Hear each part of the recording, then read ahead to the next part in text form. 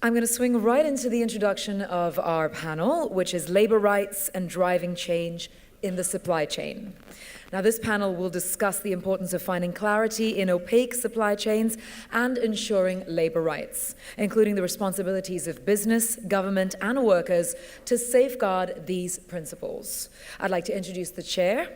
That's Hilary Thompson, Director of the Forest Trust, and together with Hilary, if her panel could also come and join her on stage. Ladies and gentlemen, Hilary Thompson. So, if I give you a little bit of background first as to why I've been asked to chair this panel. TFT is a UK-based charity that works with companies in the private sector, many companies who are here, like Golden Agri, Nestle, Cargill, and we work with them to understand what's going on in their supply chain, to dig down to what's going on in the supply chain, to get transparency of it, and then to understand what we need to do to transform it, change, and bring change where change can be necessary. And how to drive change is a key action that we need to come out of this panel. And we're going to discuss it in relation to the labour standards in the agricultural sector through the filter of these guys' work. So if I introduce them to you now, they are Dini Widiastuti from Oxfam Indonesia. Is that okay? Francesco Director ILO. Marcel Coleta, Sustainability Officer for Philip Morris. And Philip Hunter, Programme Director at Verité.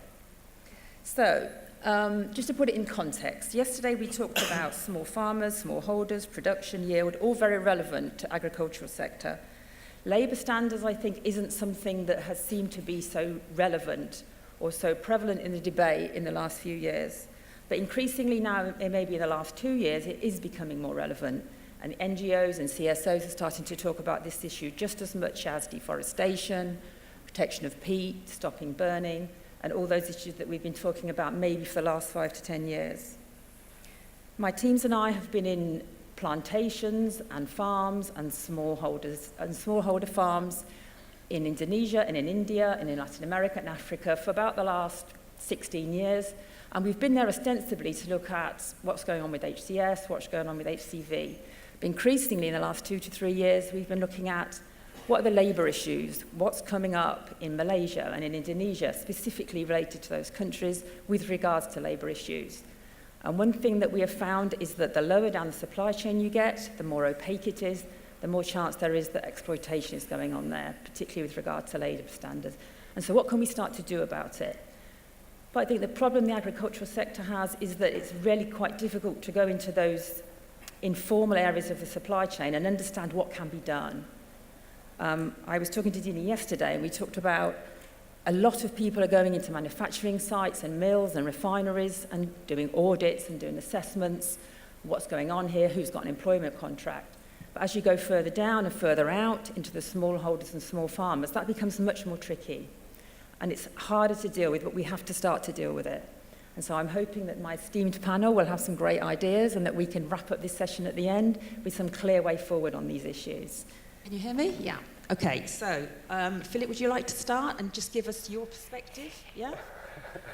Through your filter of your work. Sure. I thought I was the last speaker, but I'm happy to start and give a little bit of a framing. Well, my name is Philip Hunter. I work for an international NGO called Verité.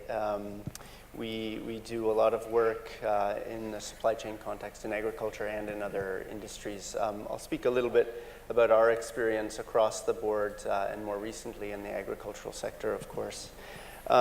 So over the last day and a half, just to echo some of the things that we've just heard, I've heard a lot of comments about sustainability, a lot of comments about the Sustainable Development Goals, for example, and one of the things that's really struck me in that we've been discussing them in the context very much of environmental issues, climate change and deforestation and things like this, things that need to be addressed urgently. But in the context of the Sustainable Development Goals, I guess what I'd be quite keen for us to focus on during this panel is that those Sustainable Development Goals also include very clear goals and targets related to labor and employment issues, decent work, and other things that I'm sure we'll hear about from the ILO. I guess that's one sort of a framing comment from me. The other is that there's so much work that's already been done in this space, despite it perhaps not having been covered so much over the last day and a half so far. The work that we do, either with companies or in a more advocacy space, has created so many practical tools, instruments, guidance for companies to help address labor risks in supply chains. In particular, some of the more egregious forms like forced labor and child labor and such. So I think that's one of the other things that we can talk a lot about, what already exists out there so that we aren't reinventing the wheel. One of the instruments that I wanted to flag very briefly is the UN Guiding Principles on Business and Human Rights, which I think is a core document for our discussion here today, because we have the normative framework that's provided by the ILO standards, its conventions and recommendations, which is integrated into the UN Guiding Principles on Business and Human Rights. But perhaps most importantly, this new framework that's been set out by the UN actually talks about implementation. And I think that's very important for us to talk about. We've talked a lot and we've made progress in the space of policies, but perhaps we haven't made as much progress on actually change on the ground. And I think the UN framework provides for that. Let me lastly just place a little bug in everyone's ear, and that is to talk, we've heard a lot about supply chains. One of the things that we're very much focused on in our work is not only the supply chains for products, the various workplaces, plantations, processing sites, etc., that products will pass through, but we're focused on labor supply chains as well. So when we look at migration for employment, for example, we try to look at the way that workers get from a country of origin to a country of destination and into a workplace. So I want to add that to our understanding of the complexity of supply chains here today, that when we talk about all of our measures, whether it's audits, due diligence is a new big word around this space, that we're also talking about understanding, for example, the recruitment process that happens for migrant workers, the number of hands they pass through to get to the workplaces that are audited. There's a whole other level of complexity in the supply chain that's often not discussed, and I hope we can talk a little bit about that today. Thanks. Francesco, do you want to go next? Oh, okay. Yes, good morning, everyone. Thank you so much for the opportunity. Francesco is my name, the director here for the ILO. My microphone is, okay, I need the mic. It's okay now? Right. I just want to give my, main message here and then maybe articulate a little bit just to make things clear what is the position of the ILO and when it comes to global supply chain, in particular in the food sector. We really recognize, starting really from the starting point, that the local food market have been replaced by global supply chain, and this is something very clear. And we think this is a tremendous opportunity for employment. This has created, boosted the economy of developing countries. This is a fact, and there is no doubt that it had a really positive aspect in ensuring that, the transition out of poverty for many countries. However, because of the complexity of the global supply chain, of the multinational enterprise behind it, and also because of the fact that they intervene in a way that is really difficult sometimes to understand what is the policy behind, what is the way they operate, there are some areas of concern, obviously. And one of these areas of concern is the respect of the sovereignty of every country. And we look at that from a legal perspective. Countries where food is produced obviously have ratified international labor standards, as you were mentioning before, and that's really the obligation of everyone who is intervening in a country, the state itself, workers and employers, but also this multinational to respect those. That is why the ILO came out with a declaration on the multinational enterprise and social policy. Just to reiterate this fact that it's very important not to intervene in a vacuum. It's very important to respect the laws, especially that have been ratified, the National Convention, and the domestic legislation.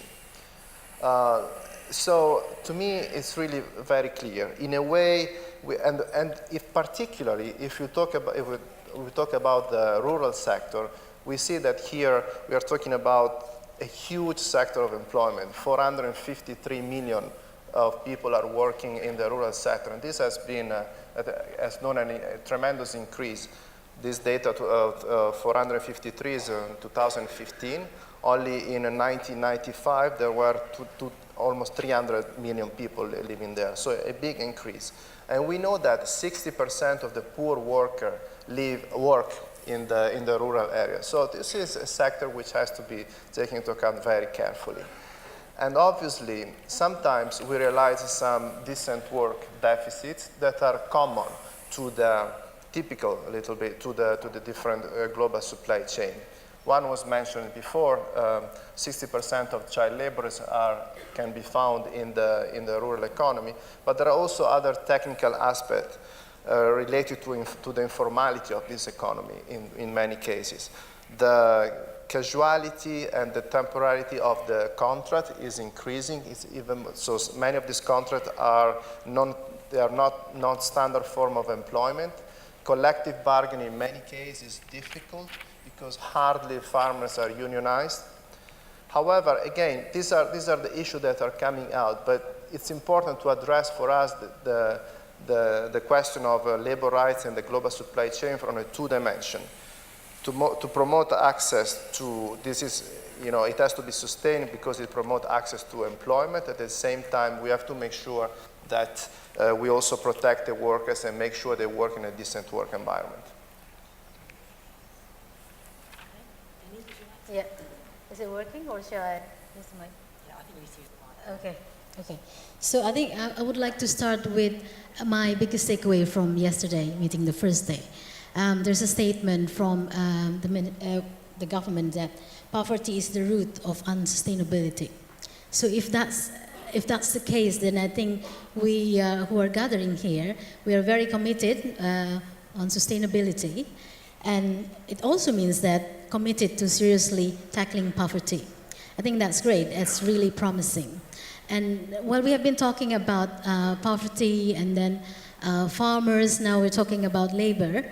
I think there are, in agriculture, I think maybe you agree, sometimes it's difficult to disconnect the farmers, the smallholder farmers and the laborers. Often in big plantations, they own the land, but then after the land, used by the bigger plantation, then they become the labor as well. So sometimes it's in one package. And there are initiatives that have been made by companies to be more responsible, right? To pay the living wage, for example, throughout the whole supply chains. But it's more exception than norms. Very little has changed for very few workers in the agriculture sector.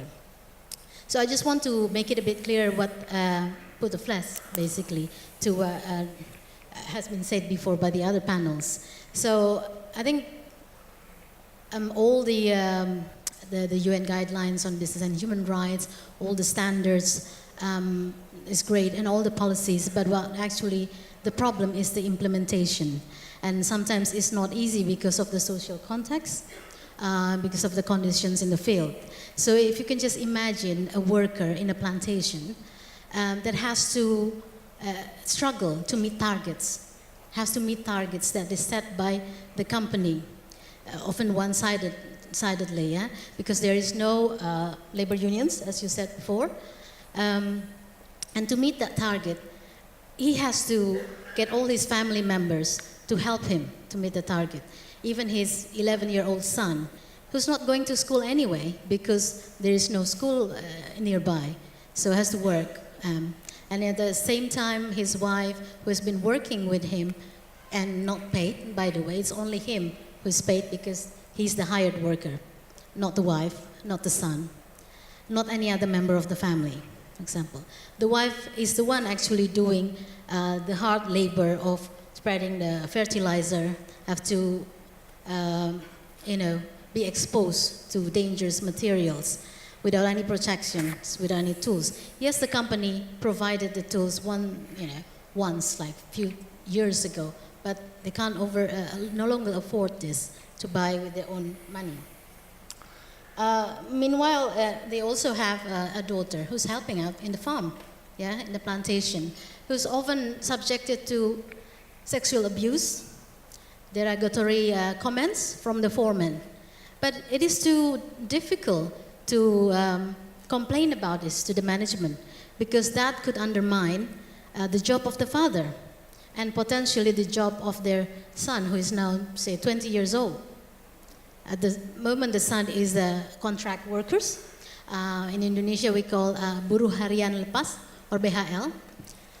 Now, he wants to be a permanent worker there, because as a BHL, it also reduces his chance to get, to attract the ladies in the neighborhood. Because that's the first thing that they ask. Are you BHL? Are you contract worker? If you're a contract worker, not interested, next. So there's a social dimension to all of this. It's not just about the wage. It's not just the back of the living conditions that they have to pay for all the facilities, because the government public facilities do not reach them because they live in isolated areas. They have to pay for the water, they have to pay for the electricity. This is the common thing. So what option do they have? Do they want to stay there? Maybe not. Maybe they want to go to work overseas as a migrant workers. But then the family, the couple are worried, if the kids are leaving, maybe they cannot afford working on the plantation anymore. And then it becomes the business of the companies. As we heard before, no one wants to work anymore in agriculture and plantation.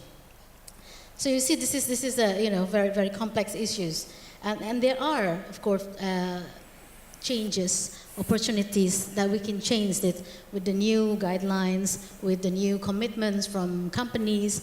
We still need to see also something that the government do about that, maybe regulations, labor regulations that is more relevant to the agricultural workers as opposed to the just manufacturing workers. So all of this, but and it needs transparency again, commitment and collaboration from all factors.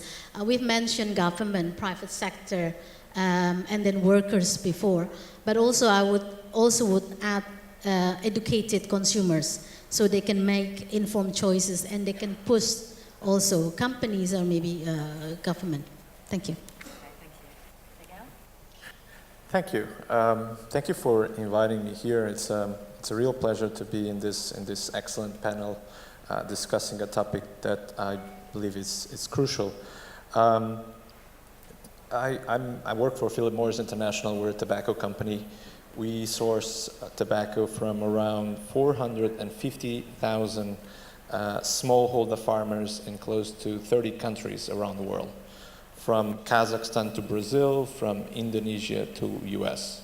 When I say smallholder farmers, we're talking about farmers that have an area of land that goes for something in between 0.5 hectares to 2 hectares. A 2-hectare farmer here in Indonesia, a 2-hectare tobacco farmer is already a huge area. So it should not come as a surprise that child labor and poor labor practices in this context is one issue that we face in most every country around the world, including the most advanced countries like the US. They reflect the problems of the whole agricultural sector. They're not necessarily something specific for tobacco. If you take Indonesia as an example, tobacco farmers, they're also rice farmers and maize farmers. So typically, in many areas in Indonesia, farmers will grow in the same plot of land. They will grow rice, and they will grow tobacco across the crop cycle. So the problems that we see in tobacco are problems that are common to other commodities. And as Francesco mentioned, in Indonesia, 60% of child laborers are in the agricultural sector. So while this should not come as a surprise, and you're hearing it from a corporate guy, this is also not an excuse for inaction. All stakeholders have a role to play, and this means, business sector, social partners, government, and civil society. But businesses have definitely to take on their responsibility. Philip was talking about the guiding principles, who clearly spell out the responsibility of the business sector in terms of respecting human rights and what that means in terms of having in place the due diligence processes to ensure that respect and to prevent human rights violations. So what eventually might surprise you is that a tobacco company like us has actually a massive effort in place ongoing to tackle these issues in a very systematic way. Here I have to say that we are particularly indebted to Verité for helping us design the program, design the approach, and being a partner in the implementation. A key condition for the partnership that we've developed going on 5 years now has been transparency, which we believe is a key driver of the program. So transparency in our case means that everything that we are doing today across this 450,000 farms around the world, you can go to our website and you find detailed information country by country. You've seen a brochure that we brought that sort of summarizes the approach, but if you go to our website, you will also find external assessment reports conducted by third parties focused on a particular country and looking at whether everything that we said we're going to implement, whether that is in place, and then going to the farms and actually assessing the conditions on the farms and reporting with all minute detail you can imagine on that. We believe this transparency is fundamental to drive change. With this, we also hope to put some pressure on other companies and other business sectors to do the same and to drive cooperation with civil society. I heard someone one of these days say we need to move beyond finger pointing. Indeed, finger pointing plays a role because companies sometimes need to be finger pointed to take action, and here I can say that was also the case with us. But we need then to move on beyond that and to be able to really find concrete solutions. Transparency is also about gaining visibility into the supply chain. So when we're looking at a universe of 450,000 farms, I can tell you the places where we struggle the most is actually the places where we wouldn't have visibility into the producer, who is ultimately the farmer that is producing the tobacco that we buy. I can say that over the last few years we've made a tremendous effort, and today around 87% of our total volume of tobacco purchased worldwide is coming either through direct contracts with us or through direct contracts with suppliers to us. So we know exactly who is producing the tobacco. Here in Indonesia and, for instance, in Malawi, you would have multi-tiered systems where you have 10 layers in between the producer, the farmer, and the ultimate buyer, and those layers, they're just eating into the work of the farmer, and the workers are not bringing any additional value. Further, they're preventing the companies from actually intervening on the farm and supporting the farmer. So we've moved to gain visibility, and in Indonesia, we moved from purchasing around 10% through these partnerships to buying around 80% through these partnerships in around about 2 years. But this means investment, because establishing contracts is only meaningful in terms of changing farmers' reality if then you create the extension services to provide access to finance, access to know-how, access to technology. I was very interested in the PwC system that was presented before. I actually have to say that we have a database of 450,000 farmers. We started the whole program on paper, and we have to develop, and with the software house, we develop a system to gather systematic information from all these farmers that we're contracting with. We may not have all these features, so we need to talk, but we're gathering information from all these farms, and we're working to put in place, grievance mechanisms, for instance, for workers who we see as the fragile link in all the production system. Especially in a smallholder context, their situation more often than not is very precarious. A smallholder farmer that has a 1 hectare land and is growing tobacco is not going to have enough work to do to sustain a full-time labor, a full-time worker throughout the season. It's not going to happen. But there are ways to create systems that make it work for farmers to be able to find labor when they're necessary, and for labor to be treated with dignity and be treated with, and getting their fair share. But we also had to look into, in many places, to look into actually changing regulations to allow dealing with some complex social issues that we were facing. So, for instance, in Kazakhstan, we were facing a problem of migrant children of Kyrgyz descent that were just coming in for the season, and by law, they were not allowed to attend school in Kazakhstan. And working with the ILO and working with the UNICEF and local stakeholders over a period of 2 years, it was possible to change the law so that those children would not be in the tobacco field, those children would be allowed back into school. So there would be, I could speak a bit more, but I think that's probably enough as a starting point. Thanks. Thank you. Thanks to the panelists for their opening comments. I think some of the key words that have come out of there have been transparency and implementation. And I think implementation is key, because all the big brands, all the big companies, those in this room and outside of this room, mostly will now have policies covering these issues. But the challenge then is how they make it a reality on the ground.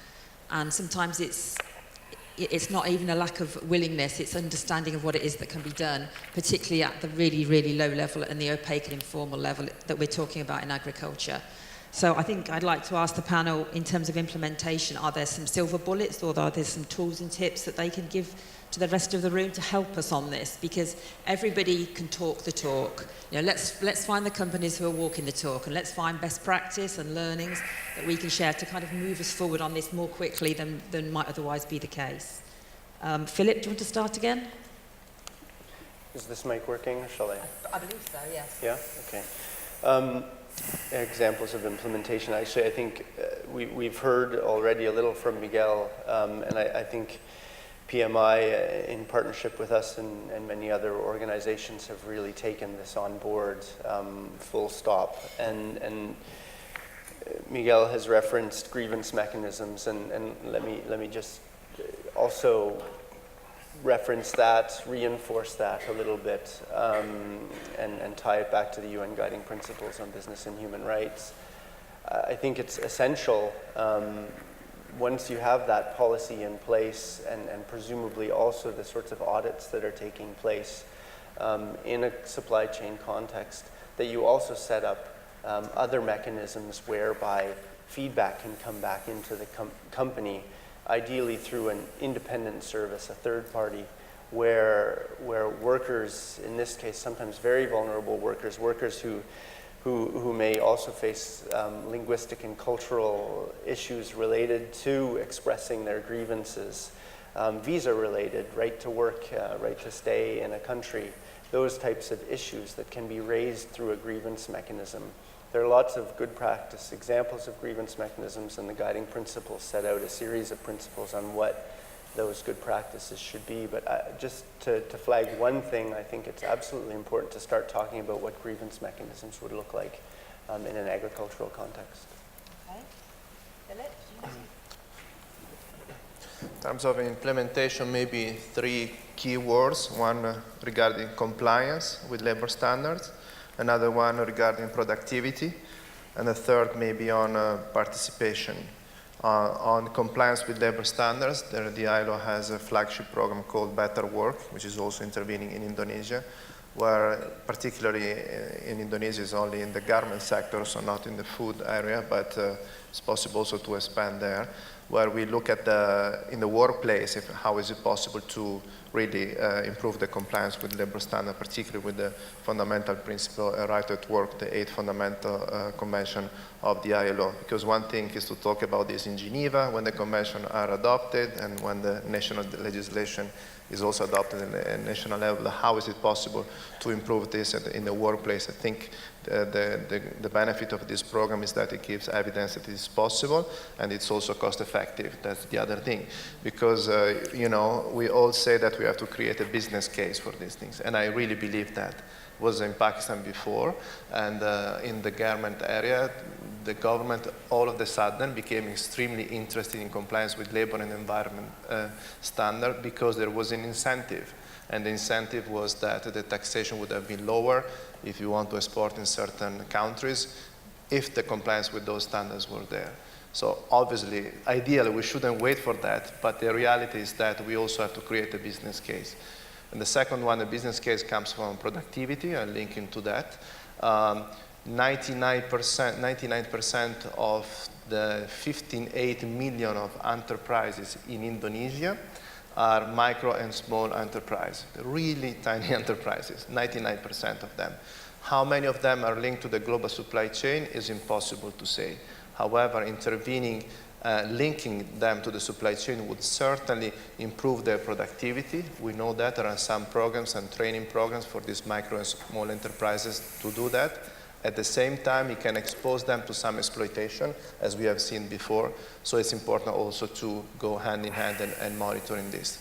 And the last word is about productivity. We were saying before that NGOs and trade unions in the rural area are scarce, are not are lacking, and this would be very important to promote that in order to encourage multinational collective agreements on labor and environment, because I think in the long run this is the solution. Sorry. Yeah, as Oxfam, we believe that the poor and marginalized, in this case labor, have to be able and to be empowered to claim their own rights, living wage for better condition. So, and that could be through union, so strengthen the workers' organization.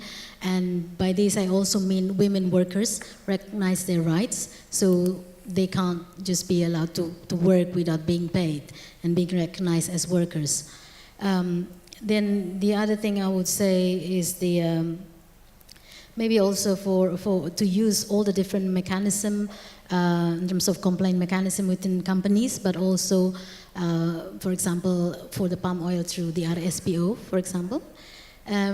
Then for companies, from our interaction with companies, they said they also need best practices, how it is done in other companies. So, you know, the case like Philip Morris and the sharing, I think, is really highly appreciated, so that others can also, you know, adapt and follow.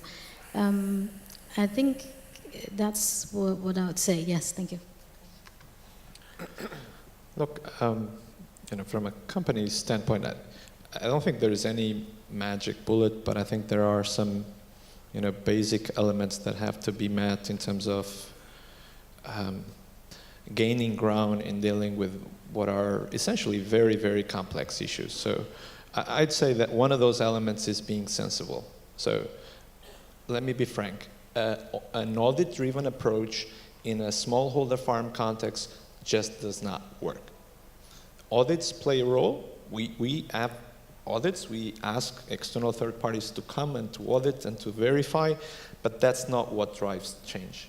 That's just one element of your approach. If the company's approach is perceived by the smallholder as threatening, well, first, we're not going to see the issues. So I'll just use one country example. Mozambique, there are around 100,000 tobacco farmers. We have a few hundred field staff hired by a supplier to us that has the mission to provide extension services. They've been extensively trained on monitoring things like child labor and helping farmers to deal with those issues, changing practices on the farm, so on and so forth. If the field technicians were coming on the farm and the farmer was thinking, okay, I'm going to be in trouble because I'm going to be punished by him if he sees my kids, well, the first thing is not going to see anything. Actually, in Mozambique, the reason I'm talking about Mozambique is because we have this phenomenon called the flip-flop kids. Because when the field technician was driving his motorcycle, getting on the farmer will listen the noise and would say to all his kids, run, and all the kids would run. The only thing left behind was the flip-flops. So the field technician would only see the flip-flops. So the first thing is, how do we break this cycle? How do you ensure that you have a tough stance on the issue, but at the same time, you create the conditions for having an engagement with the farmer where you actually understand what is going on. You actually have visibility into the problem so that you can deal with the reality. We had an issue at some point in Bulgaria, and I drove in the middle of the winter to meet with a community of tobacco farmers, a very relatively small community of tobacco farmers, where we had identified problems with child labor. We've done a massive training effort in the previous season, and so I was just doing a follow-up visit to understand their reality. And they were all gathered, all the community was gathered in a room, in a relatively large room with a stove, and the minute I came into the room, I realized that the youngest person around the room was round about 60 years old.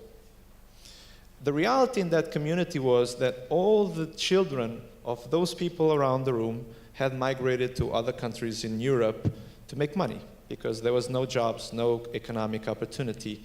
They had left their grandchildren that were staying with the grandchildren were staying with the grandparents, and the grandchildren were the ones doing work on the farm. We had done this massive training, and by and large, the message that the community was telling me was, okay, Mr. Philip Morris, now we understand what's right and what's wrong. We understand the dangers of exposure to crop protection agents. We understand the dangers of children harvesting tobacco and being exposed to green tobacco sickness. But that only makes us feel worse about ourselves, because that changes nothing in our reality.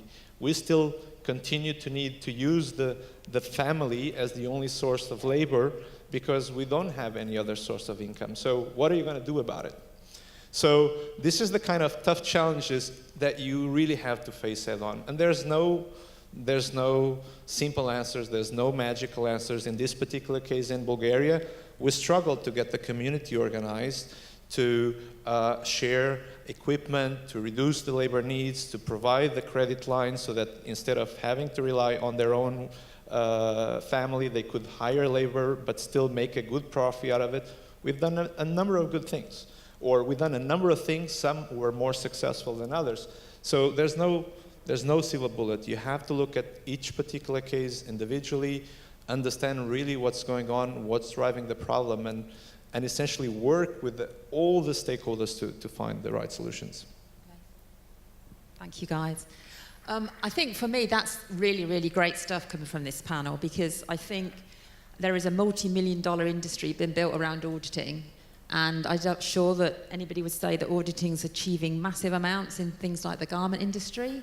So wouldn't it be great if the agricultural sector led the way in doing it differently, doing it a bit more intelligently?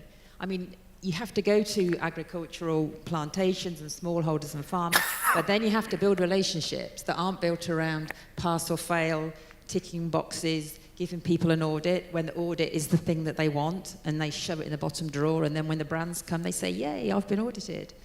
We have to have a more intelligent approach and a more engaged approach to the supply chain right to the bottom to make any real difference here, I think. So this is great stuff, guys. I don't know if there's any questions from the floor, but I've got some on Pigeonhole, which I'll pass on. How can companies be held accountable when labour norms differ from country to country? Companies can just say that's the standards, which is the norm in Vietnam, when it isn't in Sweden. Francisco, can you pick that one up? How the companies can be? Yeah, how can companies be held accountable when labour norms differ from country to country? Yeah, as I said before, I think the key is try to encourage multinational collective agreement with the companies. And some of them, they're doing it on their own. I mean, there is not even a need to promote this, but it's not probably the rule. My point is that it's the chain, right? The global supply chain. If one visits the end of the chain, the factories that are at the end of the chain, you can barely see any problem related to labor or environment rights. Environment, I can't talk about labor rights. But the difficulty for a company is to be responsible enough, I think, to go back to the supply chain, to the origin, and to take all the steps. Before we were talking about women's rights, it's similar. You know, look at this from an equality point of view.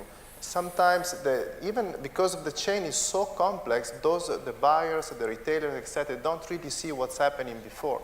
And probably it's good faith. It's not even that there is no will to change this. That's why it's important to promote agreement, so to look at this and to monitoring from the beginning to the end of the supply chain.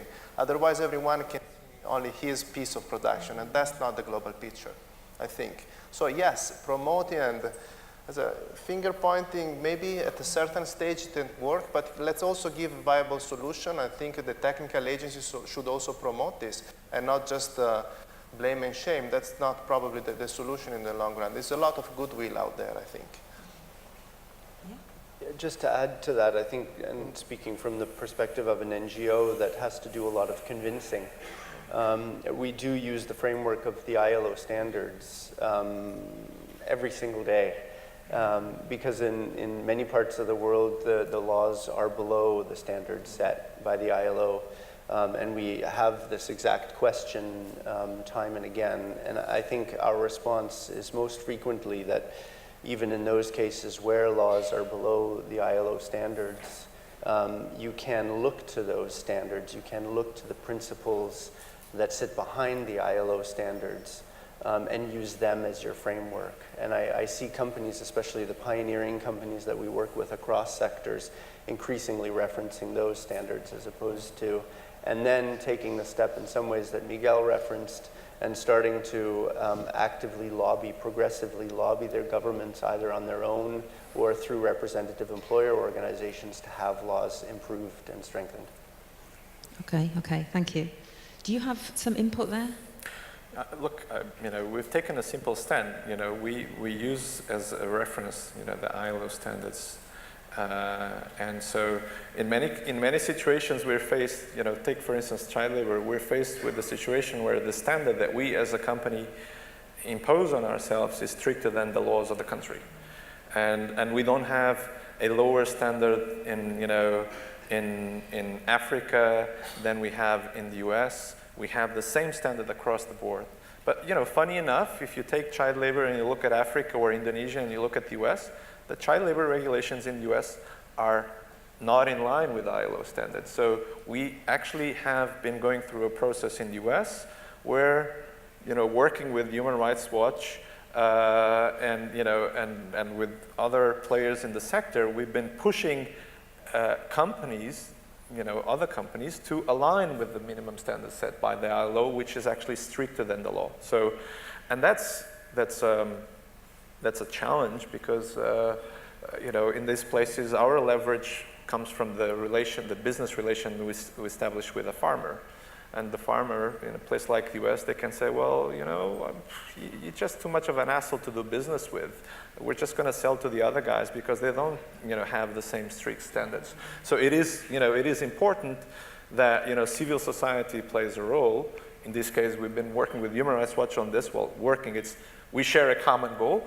And, last year, for instance, we had a meeting. We were able to get a meeting between all the representatives of the business sector, farmers and so on and so forth, with the US Department of Labor and with civil society organizations. And as a consequence of that, a number of farmers organizations and other companies said, well, we're going to raise our standard, still not in line with the ILO, but nevertheless, they've raised their standards. So, but this is a problem that we face beyond child labor and across into other areas.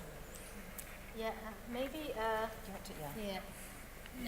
I'm not sure whether this is specific to labor, but in terms of general business and human rights, maybe there is something that can be done, for example, at the ASEAN level.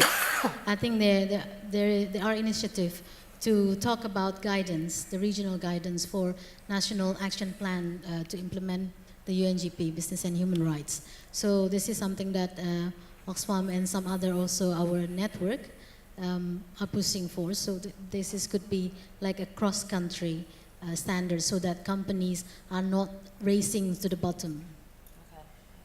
Okay, thank you. Okay, another question from Pigeonhole, which is quite pertinent, I think, in this discussion. How can smallholders as business owners comply to high manpower standards when in fact their incomes are less than the minimum wage? That's a good one, yeah? Who wants to start with that one? I can start. And simple answer is they cannot. Simple answer is they cannot. You cannot address labor issues if you're not addressing the economics of the farm. And to address the economics of the farm, you have to look into productivities, efficiencies, and so on. So, and we see wide disparities around the world. So if you take an hectare as a unit of reference, you'll see that a farmer in Brazil will need, and I'll make the number up because I don't know it by heart, but we'll need 2 people to take care of that hectare. Here in Indonesia, for the same unit, for the same work, they'll use 6 workers. It's just not viable. So you have to find ways to change practice. You have to find ways to streamline processes, to improve the economies. If you don't do that, you're going to find yourself like I found myself in Bulgaria, in that cold room, not having an answer, because I was not changing their lives in any other way rather than bringing knowledge. And knowledge per se is not enough. You actually, for smallholder farmers, you have to create the enabling conditions and access to finance, access to technology, access to know-how. If that's not done, then it's not possible to address the labor issues.